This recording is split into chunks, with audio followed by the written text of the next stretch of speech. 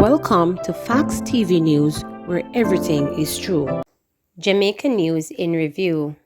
Gun attacks in Arnett Gardens leave 3 dead, several injured. 3 men are dead and several others injured following 2 separate gun attacks in Arnett Gardens on Tuesday. In the first shooting, which occurred at about 5 p.m., masked men on a motorcycle shot 3 people in the intersection of Balcombe Drive and Welcome Avenue. 2 of those victims have since succumbed to their injuries. A group of men were sitting in a shop on Welcome Avenue when a group of men drove up on a motorcycle. It is reported that several explosions were heard. At the end of the explosions, 3 men were found suffering from gunshot wounds. The men were subsequently taken to the Kingston Public Hospital, where 2 of them have since succumbed to their injuries. The 3rd man at this stage is in operating theatre and being treated, said Coleridge Minto, Deputy Superintendent, St. Andrew South. Reporters understand that while police personnel were still processing the crime scene, gunmen launched another attack in the community, this time on McDonald's Place. Reports are that the armed men drove up in a motor car and opened gunfire at a group of people. 3 were shot in that incident. 1 person is believed to have died as a result of their injuries, however, this has not been confirmed. The identities of the victims are not yet known. No motives has been established for the shooting. Investigations into both incidents are ongoing. Drive-by shooting in Arnett Gardens leave 2 hospitalized. 2 men are now nursing gunshot wounds following a drive-by shooting on West Road in Arnett Gardens on Tuesday afternoon. According to reports, a group of men were sitting on the roadside when armed men traveling in a car drove up and opened gunfire at them. The victims were taken to the hospital, where they were admitted in serious condition. Investigations into the matter are ongoing, as the motive for the shooting is yet to be established. Female victim in Maxfield Avenue shooting identified. The police have identified the woman who was shot dead at her home near Maxfield Avenue on Tuesday afternoon. She is 33-year-old Tashana Joseph. According to reports, residents heard explosions and summoned the police. Upon the arrival of the lawmen, Joseph was found in a pool of blood with gunshot wounds to the head. While a motive for the killing is yet to be established, police say they are following strong leads. Majority of school vacancies filled, says Williams. As the new school year gets underway, Education Minister Favor Williams is reiterating that the majority of vacancies in the island schools have been filled or are in the process of being filled. Speaking in her back-to-school message last evening, Mrs. Williams noted that the ministry is in constant contact with schools ensuring that the vacancies are filled. Yes, there have been resignations of some teachers at the start of this new school year. However, many of our schools have reported that they have filled the vacancies or are wrapping up on interviews.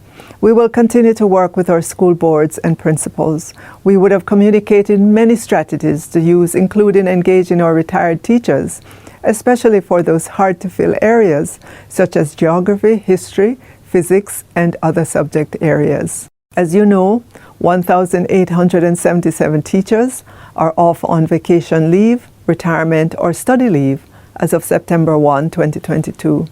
Our principals have approval to hire back these teachers who will be compensated into the positions. We're also encouraging teachers who are in schools with excess teachers to apply for voluntary relocation to a school in need of teachers. Our regional directors can provide the details of that program. Entering this school year, 8,469 teachers, representing 95% of teachers in our primary schools, have laptops. Our focus now is on providing similar laptops for teachers in our high schools as we seek to encourage the use of technology as an important contributor to the teaching and learning experience. Our efforts to have all our schools equipped with adequate internet connectivity are underway, and already many of our schools have been connected. The focus will be on implementing the recommendations of the Jamaica Education Transformation Commission. As you know, if we don't implement the recommendations, we cannot expect to see different results. We're not unmindful, however, of the significant strides that have been made in the education sector. We're celebrating 60 years as an independent nation, And we at the Ministry of Education and Youth believe that notwithstanding challenges, we've made notable progress over the many decades, and this should be appreciated. The current debate is rightly focused on where it should be, on the quality of education, and how can we get more of our students performing at a higher level. Man killed in Arnett Gardens. The West Kingston police were processing the scene of a murder of Paris Court in Arnett Garden, where a man was shot dead shortly after 5 p.m. on Wednesday. The deceased has been identified as Timothy Shedden. It is reported that Shedden was sitting at the front of the community when men on motorbikes rode up and opened fire at him. He was shot several times in his upper body. Shedden was taken to hospital where he was pronounced dead. This jockey killed in St. Anne. The St. Anne's Bay police have launched an investigation into the murder of a disc jockey in Windsor Heights District, St. Anne, Tuesday night. He is 29-year-old Javon Harrison of Windsor Heights District. It was reported that about 9:25 p.m., residents heard explosions in a section of the community called River Road. The police were summoned, and upon their arrival, Harrison's body was found face down on a dirt track with what appeared to be gunshot wounds. He was reportedly attacked while riding his motorcycle. No motive has been established for the murder. Man charged for raping 13-year-old girl at knife point. A man is now being held behind bars after being charged for the rape of a 13-year-old girl in St. Catherine. He is 41-year-old Davian Rowe, otherwise called Johnny Boy, a chef in Old Harbour, St. Catherine. The Old Harbour police say about 11:40 p.m. on September 3rd, the teen went to use a bathroom at a shop in Marley Gate in Old Harbour. Rowe then reportedly pounced upon her and raped her at knife point. A report was made and an investigation launched. Rowe was later identified by the complainant, and he was charged following a question and answer session in the presence of his attorney. His court date is being finalized. Holness condemns Olympic Gardens violence, more security coming. Prime Minister Andrew Holness says the police will not let up in their drive to bring crime under control in Olympic Gardens, St. Andrew. Sections of the community have seen a flare-up in violence with several murders and shootings. At least 6 people have been killed in the last 3 days. Holness, along with Minister of National Security Dr. Harry Strong and members of the Jamaica Constabulary Force, including Commissioner of Police Major General Anthony Anderson, toured sections of the community. I'm here in the communities of Roden Crescent, McKinley Crescent, Balcom Drive, 440 Drive. These are communities that have been affected in the last 3 days by gruesome murders. 6 persons were killed in what is considered to be a gang-related incident. It would appear that young men from the community involved in gang activities ended up in conflict, and it has resulted in the loss of 6 lives.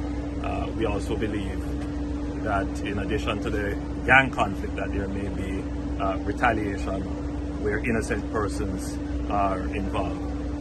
The police have assured me that they are investigating and that they will leave no stones unturned. So far, residents are fearful. They have expressed their fears, and so I'm here to reassure them that we will have full coverage of the area, both in terms of static and dynamic police presence, but also in terms of intelligence gathering.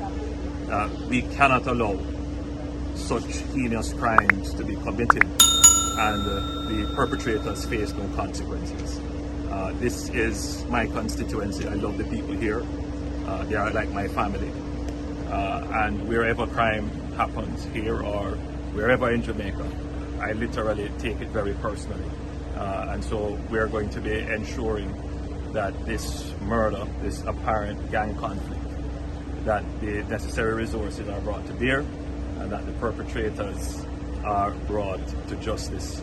The immediate concern of the residents, they want to be reassured that they are able to go about their peaceful and lawful business without fear of being caught up in any random gang shootings.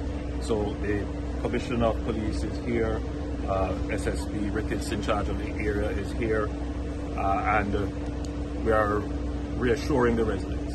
We're giving them the assurance that we will put in place all the necessary security provisions to ensure their safety. There are some other measures which we will put in place as well, including cameras.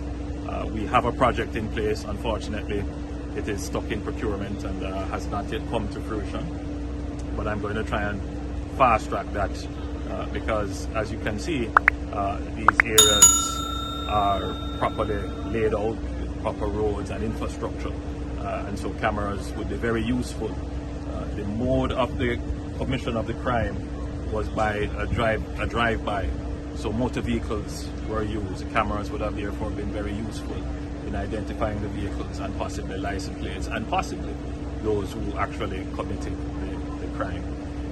The residents, I must say, whilst they are very much afraid, they are not in support of what is happening. The community is against this, and I am expecting that we should be able to get valuable and useful information to bring the perpetrator.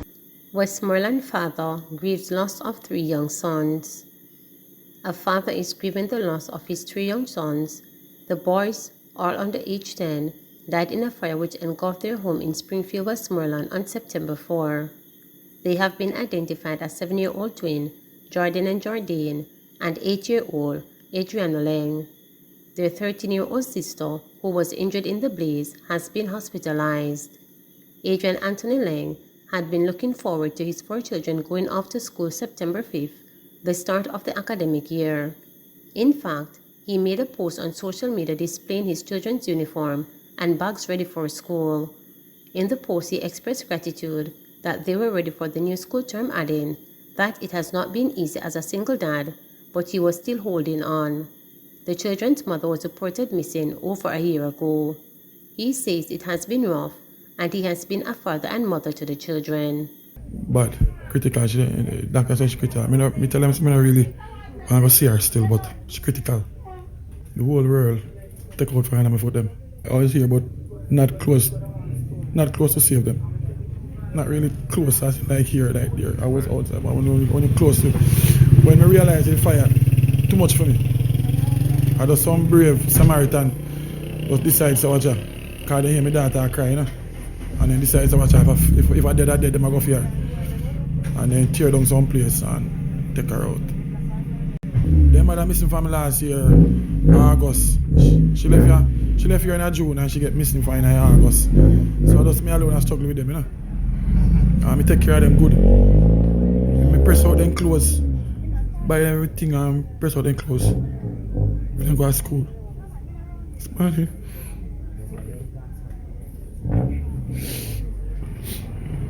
It's rough.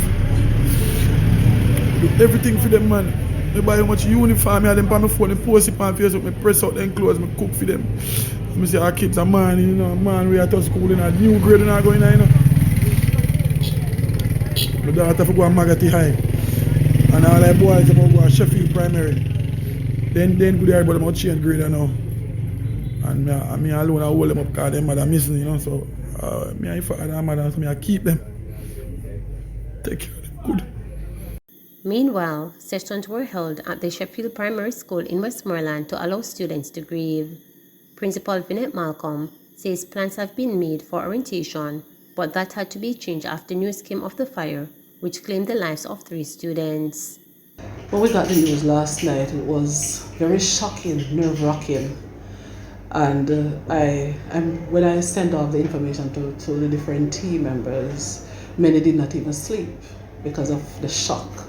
So we would have met prior to the beginning of the school year and would have planned as management team and staff for the children. And so we really had the plan for today for orientation, where different persons would have come in and speak to the children. We had to shift gear from last night into this morning, and it turned out into a grieving session. So we started out with devotion, and we had many support from the parents, the Ministry of Education, the church, and community members. It was really rough this morning. But as the day goes by and the hours went, we are trying our very best to cope.